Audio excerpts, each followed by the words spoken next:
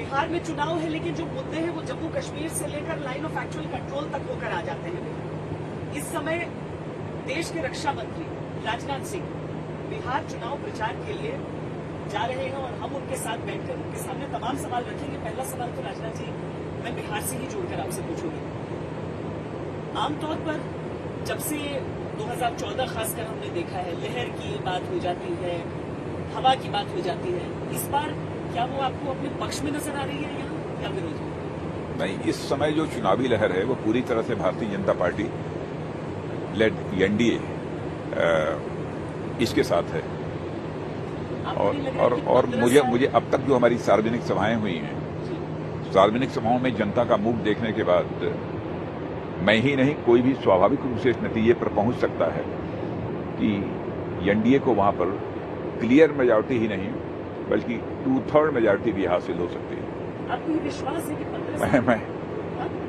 15 साल का जो नीतीश कुमार का कार्यकाल रहा है, जब उसकी तुलना लोग पिछले 15 साल से करते हैं, जिस तरह श्री लालू यादव मुख्यमंत्री थे वहां के, तो स्वाभाविक रूप से इस नतीजे पर लोग पहुंचते हैं कि सचमुच 15 वर्षों के कार्यकाल में नीतीश कुमार ने बहुत ही अच्छा काम किया है बिहार के विकास के लिए। चाहे सड़क का मामला हो, बिजली का हो, पानी का हो, पुल हो, पुलिया हो, मेडिकल कॉलेजेस बनाने का प्रश्न हो, इंजीनियरिंग कॉलेजेस बनाने का प्रश्न हो, और लॉ एंड ऑर्डर को लेकर भी पहले के कंपैरिजन में बेहद इम्प्रूवमेंट वहां पर हुआ है। और विशेष रूप से जो 2014 के बाद देखा जाए तो बिहार के विकास में काफी तेजी आई है। उसके पहले का जो कार्यकाल नीतीश कुमार का रहा, चाहते हुए भी जितना वो विकास करना चाहते थे नहीं कर पाए।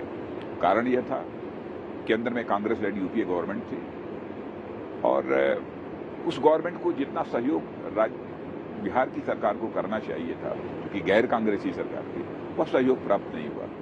लेकिन 2014 में मोदी जी के नेतृत्व की गवर्नमेंट केंद्र में बनने के बाद मोदी जी ने किसी भी राज्य के साथ भेदभाव नहीं किया, भले ही वहां पर गैर एनडीए सरकार क्यों न रही हो। जितना अधिकतम सहायता उस राज्य के विकास के लिए मुहैया कराई जा सकती है, वह सहायता उन्होंने मुहैया कराई है और उसका परिणाम बिहार में प्रत्यक्ष रूप से अब देखने को मिल रहा है। जनता उसे स्वीकार करती है। जी, इसमें दो चीजें मैं कहूँगी। एक तो तेजस्वी यादव ने उस 15 साल के लिए उन्होंने एक तरह से माफी मांग ली थी, उनके पोस्टर्स से वो सारी तस्वीरें गायब हो गई हैं जो उन 15 सालों की याद दिला सकती है।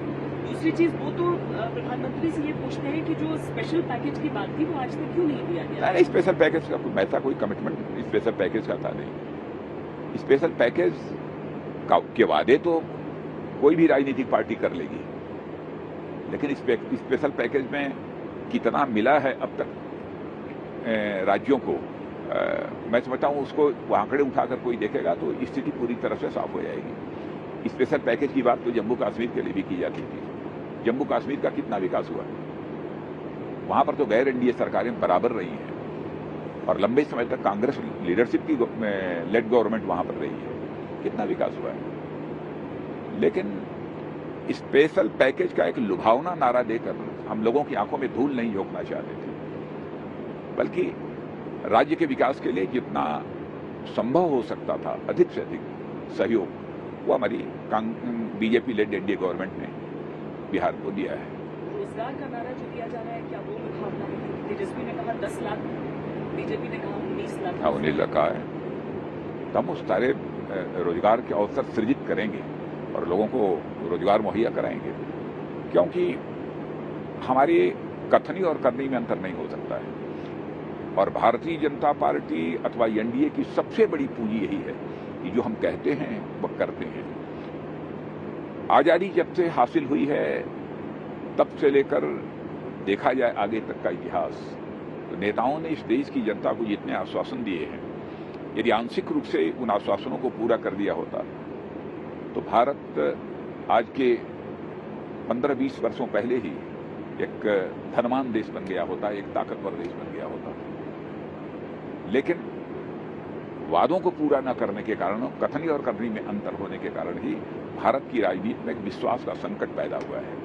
और इस विश्वास के संकट को किसी पार्टी ने अथवा किसी अलायंस ने यदि उसको चुनौती के रूप में स्वीकार किया है तो बीजेपी लेड एनडीए ने स्वीकार किया है। नमस्कार, मैं हूं अंजना ओम कश्यप। हमें उम्मीद है ये वीडियो आपको पसंद आया होगा। लेटेस्ट खबरों के लिए यूं ही देखते रहिए आज तक, और इस वीडियो के पसंद आने पर लाइक, शेयर एंड सब्सक्राइब करना ना भूलें।